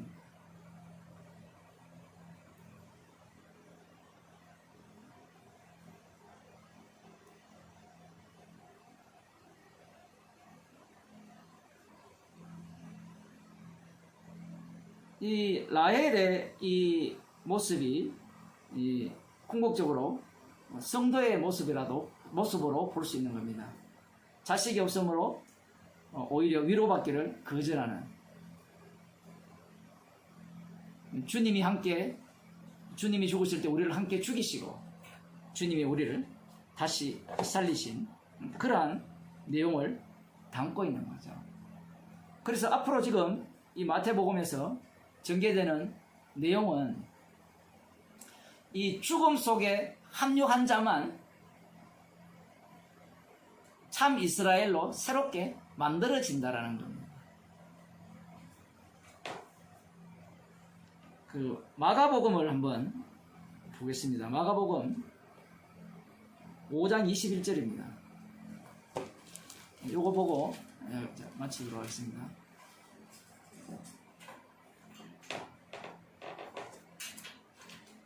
예수께서 배를 타시고 다시 저편으로 건너가시며 큰 무리가 그에게로 모이거늘 이에 바닷가에 계시더니 회당장 중 하나인 야이로라 하는 이가 와서 예수를 보고 발 아래 엎드리어 많이 간과하여 가로되 내 어린 딸이 죽게 되었사오니 오셔서 그 위에 손을 얹어서 그로 구원을 얻어 살게 하소서 하거늘 이에 그와 함께 가실새 큰 무리가 따라가며 에워싸 밀더라. 12해를 혈루증으로 앓는 한 여자가 있어 많은 의인에게 많은 괴로움을 받았고 있던 것도 다 허비하였으되 이 여자가 예수님의 옷자락에 손만 대면 구원을 얻으리라 그렇게 생각을 했어요. 28절에 보면. 그래서 옷을 대니까 나았어요. 이 사실을 예수님께서 아셨죠. 자, 이 내용과 뒤에 보면 그 35절에 보면 아직 말씀하실 때에 그 34절에 보면 예수께서 가라사대 딸아 네 믿음이 너를 구원하였으니 평안히 가라 네 병에서 놓여 건강할지어다 이렇게 되어 있거든요. 네 믿음이 너를 구원하였다. 아주 유명한 구절이죠. 그런데 회당장이 어떠냐라는 거죠. 아직 말씀하실 때 회당장의 집에서 사람들이 와서 가로되 당신의 딸이 죽었나이다. 어찌하여 선생을 더 괴롭게 하나이까. 예수께서 그 하는 말을 곁에서 들으시고 회당장에게 이르시되 두려워 말고 믿기만 하라 하시고 두려워 말고 믿기만 하라 했죠. 마치 우리는 이 말씀들을 보면 필요한 것은 믿음이라 이렇게 생각되어지잖아요. 만일에 구약이 없고 언약이 없다면 우리의 믿음을 요구한다라고 볼 수 있어요. 이 혈루증 걸린 여인의 믿었기 때문에 나았다라고 볼 수 있습니다. 그런데 앞서서 이 아브라함을 보게 되면 아브라함을 먼저 하나님이 죽여버립니다. 죽임 당하지 않는 인간은 믿음이 나올 수가 없어요. 그럼 여기에는 그러한 내용이 없는데 어떻게 혈루증 여인이 십자가에 못 박혀 죽은 내용을 담고 있느냐고 하면 그게 바로 육에 속한 자들의 안목이에요. 그들의 눈에는 육 속에 주님이 함께하고 계시다는 사실을 못 보는 겁니다.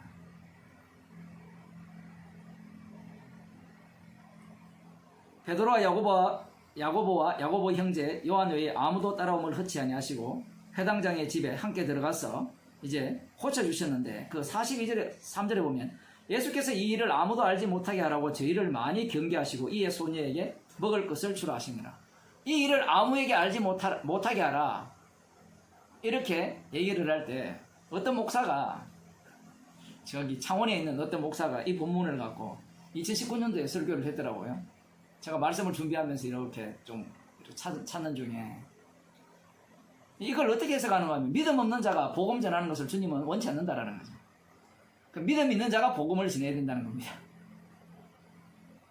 그래서 사람들에게 알지 못하게 하라 이렇게 예수님께서 명을 내리셨다는 거예요. 이게 무슨 얘기인가 하면 복음을 전하려면 믿음이 있어야 된다는 거예요. 누구처럼? 혈루증 걸린 여인처럼. 지금 그 얘기를 지금 이 본문에서 하시는 걸까요?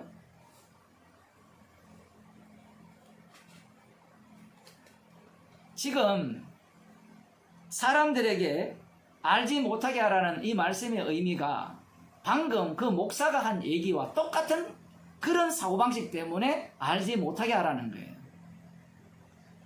예수님이 살렸다 라고 소문을 내면 사람들은 무엇밖에 안 보여요? 혈루병 고쳤다 이게밖에 안 보여요.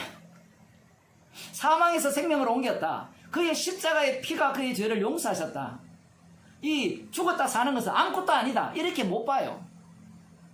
사람들은 죽었다 사는 것이 엄청나게 큰 일이잖아요. 아들의 피로 사망에서 생명으로 옮기는 그 주님의 십자가의 능력 속에 합류하는 것은 사람들은 별거 아니라고 생각하는 거예요.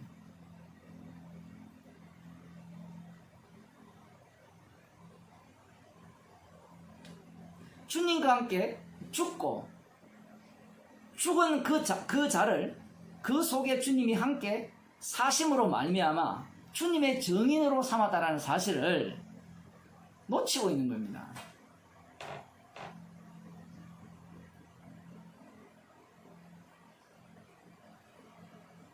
이미 성도 속에는 성도는 이 그리스도의 몸의 지체이기 때문에 주님의 십자가 사건이 반복되는 몸이에요. 주님이 우리와 동행을 하잖아요. 동행을 하면 주님이 우리에게 믿음을 요구하실까요?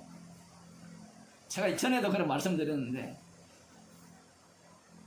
믿어야 된다고 할 때는 내가 있을 때 믿을 수 있어요. 내가 있을 때. 내가 있고 하나님이 계실 때 믿을 수 있는데 성도는 내가 없어요. 내가 죽었기 때문에 믿을 필요가 없어요. 주님이 우리 안에 함께 동행하시잖아요. 내 안에 거주하시고요. 거주하시기 때문에 주님은 이 몸을 주님이 이 담아놓으신 선물이죠. 그 은사를 쏟아내는 몸으로 사용하시는 겁니다. 이 안에 예를 들어 그 꿀이 들어있다면 돌아다니면서 꿀밖에 안 나온다는 거예요. 그걸 달리 표현은 복음이라는 거예요. 복음, 십자가 복음. 나는 믿습니다. 이럴 필요 없어요. 믿습니다고 하는 것들은 오히려 수상한 거죠. 주님께서 자기의 죽으심 속에 함께 합류시켜서 새롭게 만든 자들이 바로 새 이스라엘입니다.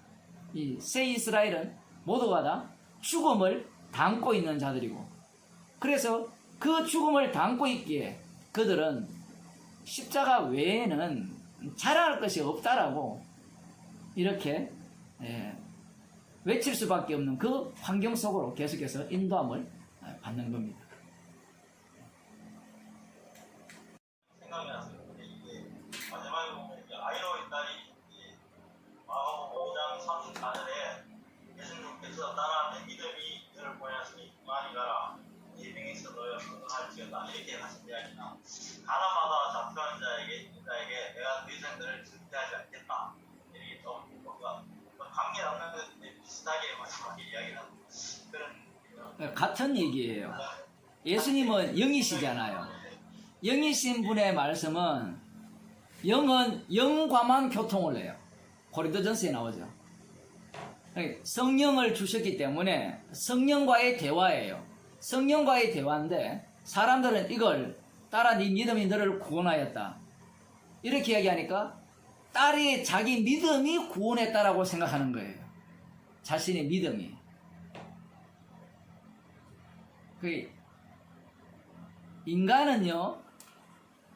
인간에게는 믿음이 없어요. 믿음이 나올 수가 없어요. 어둠이기 때문에. 성령을 주셔가지고 주님이 주신 선물을 이렇게 쏟아내는 게 우리가 말하는 믿음이에요. 성경에서 말하는 믿음이죠. 그 아브라함의 믿음도 똑같아요. 의로 여겼을 때, 아브라함이 믿음이 됐을 때, 앞서도 말씀드린 바와 같이 그 아브라함 믿음 자체를 부정해 버립니다. 아브라함을 죽여버립니다. 아브라함을 죽이시고 아브라함을 만드시잖아요. 이 여인도 마찬가지예요. 주님의 죽으심 속에 합류하지 못하면 병나은 것은 오히려 이 사람에게는 오히려 저주적인 요소가 더 강하죠. 마치 그 문둥병자 그 10명입니까? 그 중에 한 사람, 사마리아 사람만 돌아오고 나머지는 다 자기 길로 가버리잖아요.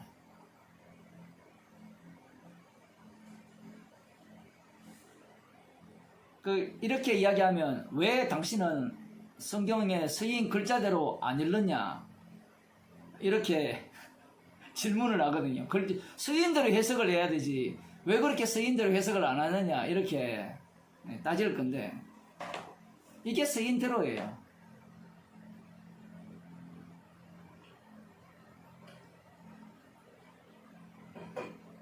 아까 마태복음 2장도 마찬가지죠.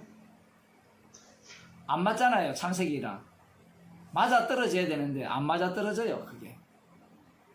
창세기에서는 없는 상황이고 에레미야에서는 포로로 잡혀가는 상황이고 이제 마태복음에서는 죽는 상황이잖아요.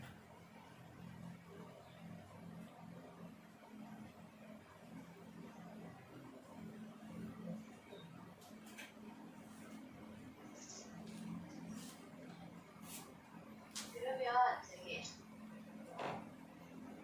여기 야이로에 나는 이제 안수를 했잖아요. 네, 아니 안수는 저기 혈육병 여인은 예수님의 뭐 뜻을 잡은다고 하시고 뭐 야이로는 예수님이 안수했고 그러면 안수하고 세례라는 거는 그 성도가 주님이 그냥 택하셔서 그냥 함께 죽으시고 함께 살아남 그거를 얘기하는 건가요? 구약에 그 안수하고 세례가 제물을 드릴 때 안수를 하거든요. 그래서 나를 죽은 자 희생 나는 죽어 마땅합니다의 안수인데 지금 여기에서는 예수님께서 이렇게 뭐 만지셨다 이렇게 하는 것은 죄를 친히 담당하시죠. 마태복음에 나오는 말씀처럼 친히 예수님께서 죄를 담당하시는 내용으로 봐야 되고 뭐 어떤 때는 뭐 진흙을 이겨서 이 소경의 눈을 발라서 하시는데 그 뭐 창조라고 표현할 수 있는데 그 창조조차도 예수님께서 십자가에 달려 죽으심으로 창조하는 창조이기 때문에 마찬가지입니다. 그 내용들은.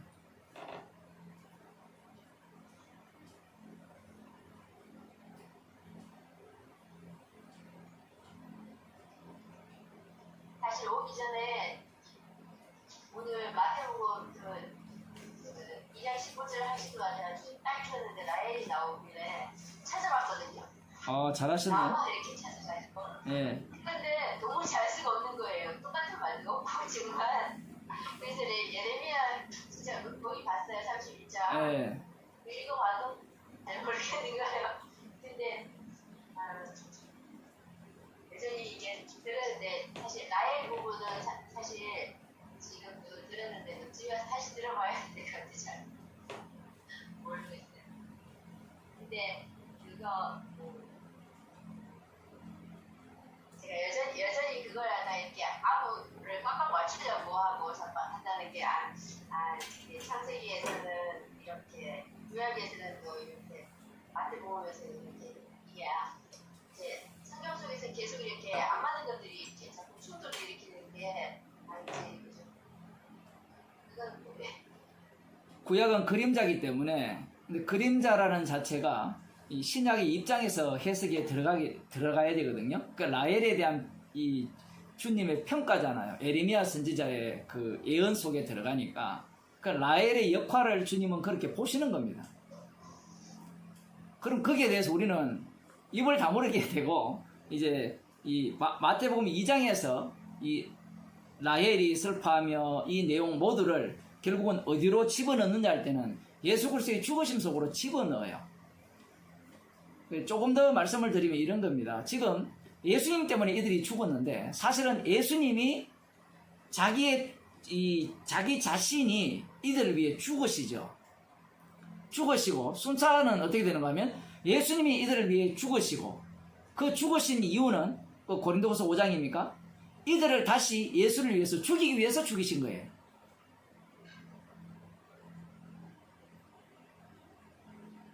거기까지도 이제 이 본문을 그렇게 해석할 수 있는 겁니다.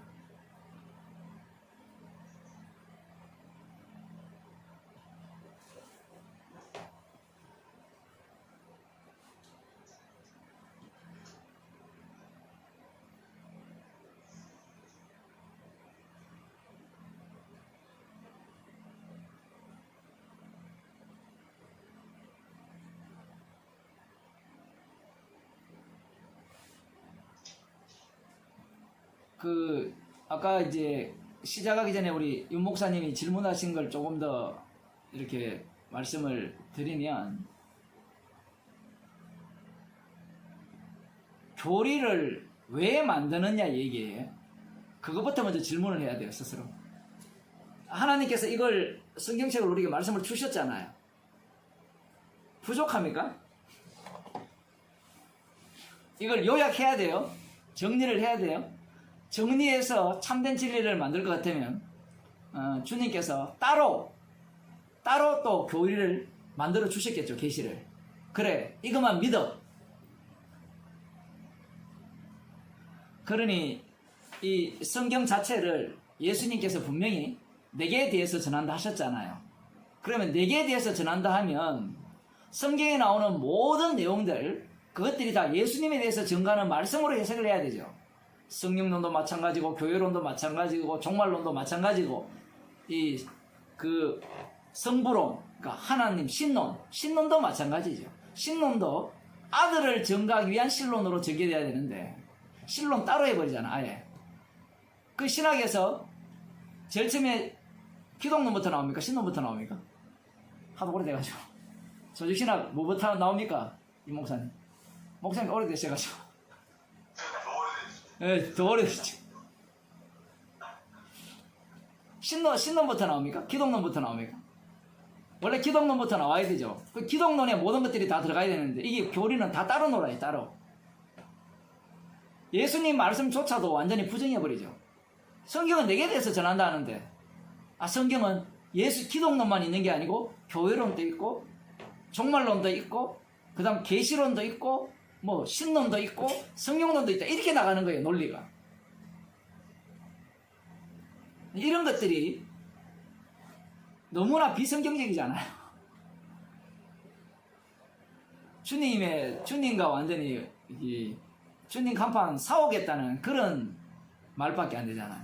문제는 대세가 다 그러한 조직신학을 갖고 있다는 것이 대세인데, 성경에 보면, 구약에 보면, 신약도 마찬가지지만 그 대세가 모세를 거스리고요, 그 대세가 예수님을 십자가에 못 박아 죽입니다.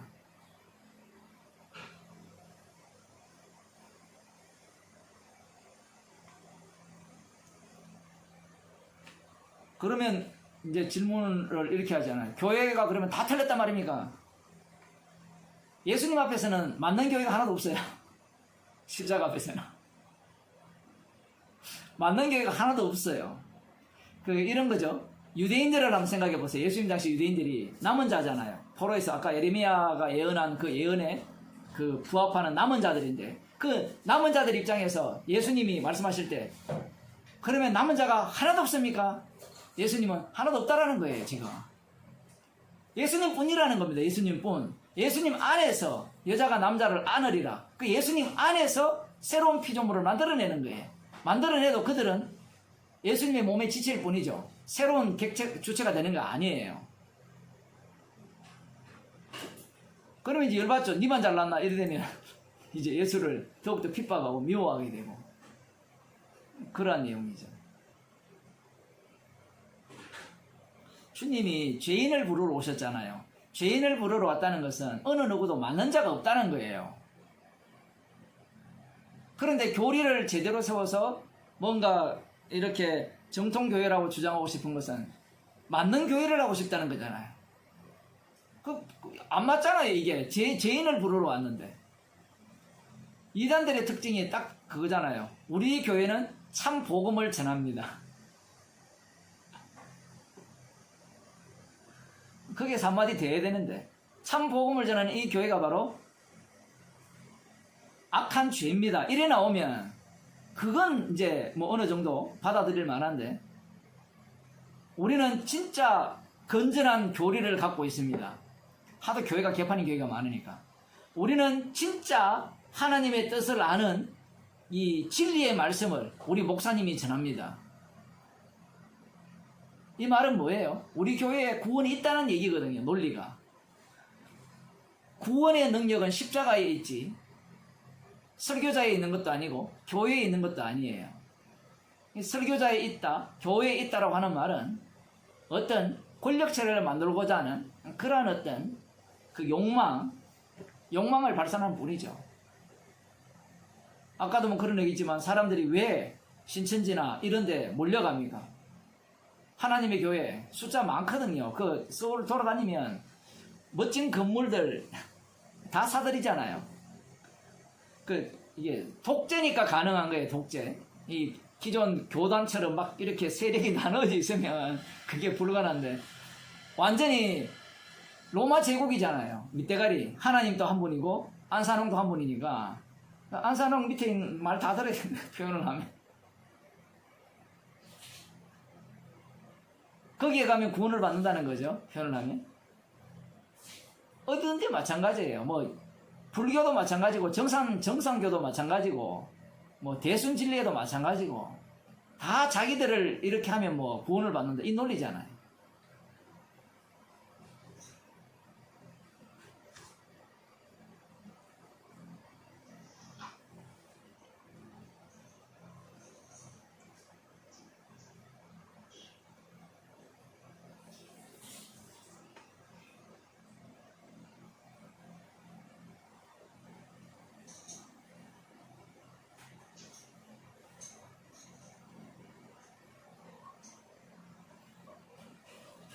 그럼 만일에 뭐 삼위일체를 믿어서 천국 갈 수 있을 것 같으면 전 믿겠어요.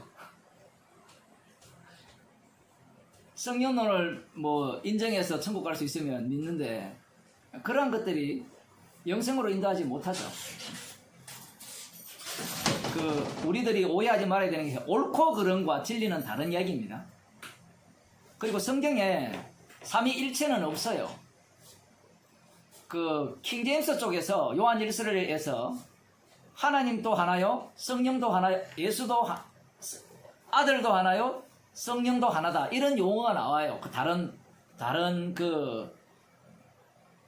사본에 그렇게 나와요. 하나라는 이야기는 나와요. 왜 하나냐라는 것은 간단하죠. 아버지와의 아들과의 언약은 딱 하나예요. 십자가에 못 박혀 죽는 아들을 주로 세우는 게 아버지의 뜻이에요. 그럼 아버지는 아버지 자신을 절대로 전가하지 않습니다. 그래서 예수님께서 요한복음 책을 보시겠지만, 아들을 믿는 자가 아버지를 믿는 거예요. 순서가. 유대인들의 순서는 아버지가 계시고 아들이 있어요. 그러면 우리는 당연히 아버지를 믿어야 아들을 믿는다라고 논리를 펴잖아요.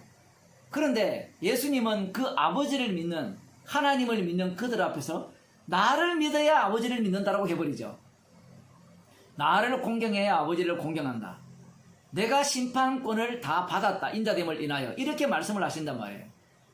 이렇게 되면 어떤 상황이 발생하냐 하면, 유대인들이 믿는 하나님은 우상이 되어버려요. 예수님을 믿는 것이 바로 아버지를 믿는 것이고, 예수님을 공경하는 것이 아버지를 공경하는 것이 돼요. 삼일체론을 교회에서 다 가르치기 때문에 사람들이 다 예수님을 믿는 게 아니라 이제 다 하나님을 믿잖아요. 유 목사님 그런 걸 많이 느끼시죠? 사람들하고 대화해보면 다 하나님 믿잖아요.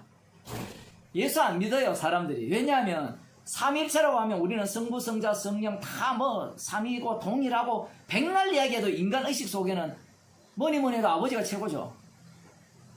그거 못 버립니다, 인간 의식 구조 속에서. 그러면 아버지가 더 높지 아들이 더 높다고 생각하는 사람이 없어요. 그러면 아버지를 믿는 게 좋습니까? 아들을 믿는 게 좋습니까? 당연히 아버지를 믿어요. 그게 유대교예요, 유대교. 그래서 이 오늘날 간증하는 사람들 들어보면 다 하나님을 믿잖아요. 하나님. 교회 설교를 들어도. 예수님을 믿게 되면 내가 죽어야 돼요. 하나님을 믿으면 내가 안 죽어도 돼요. 예수님을 믿게 되면 그 예수님은 십자가시기 때문에 십자가 앞에서는 나는 죄인이에요. 뭘 해도, 어떤 일을 해도 죄인인데, 하나님을 믿으면 죄인 될 필요가 없습니다. 하나님은 계시고 내가 있기 때문에 믿으면 돼요. 내가 예수를 통하여 하나님을 믿으면 돼요. 근데 예수님이 앞에 계시게 되면 그 예수님은 십자가이신 예수님이기 때문에 나는 죄인이라는 거예요. 죽어 마땅하다는 겁니다. 누가 이걸 좋아해요? 어느 인간이 자기가 죽어 마땅하고 죄인임을 좋아합니까? 자기가 고통의 멍에를 벗기 위해서 왔잖아요. 죄인이면 고통의 멍에에 벗을 필요 없거든요. 죄인이면 어떤 상황이라도 상관없습니다. 그런데 출발 자체가 이 자기가 신이 되고 싶어서, 기쁘게 살고 싶어서, 주님이 주시는 기쁨은 세상이 주는 기쁨과 평안과 전혀 다른 건데, 그들은 세상이 주는 그러한 평안을 얻기 위해서 예수를 찾아와서 예수를 경유해서 하나님께 가버리죠.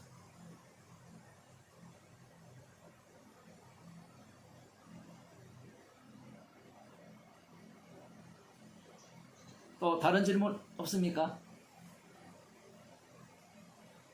목사님이 막 반박을 하셔야 되는데, 그래야. 제가 지금 머리가 아파서. 네.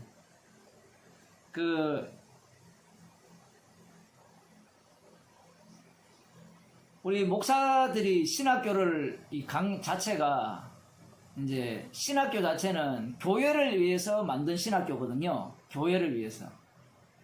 그러면 교회는 복음을 전하면 안 돼요. 복음을 전하면 교인들이 남아있을 수가 없습니다. 그럼 교회에서는 뭘 가르쳐야 돼요. 이렇게 올라가는, 단계적으로 올라가는 걸 가르쳐야 되고, 그리고 그 오는 사람들의 고객을 만족하기 위해서 그들이 왜 신을 찾는가의 그 이유를 알아서 그걸 제공해 줘야 되는 겁니다. 그 구원을 얻기 위해서 왔기 때문에 교리라는 것을 담아가지고 이걸 좀 이렇게 젊은 사람이 있으면 외우세요. 늙은 사람이 있으면 이걸 믿으세요. 마치 교종하고 선종하고 불교에서 뭐 가르쳐서 하든지, 안 그러면 이거는 그냥 믿으면 됩니다. 그냥 배울 필요도 없습니다. 이렇게 하든지 그러한 것들을 제공해 줘야 되죠. 근데 그런데 그들에게 십자가를 전한다는 것은 배워도 안 되고 믿어도 안 된다는 이야기니까 교인들이 모일 수가 없잖아요.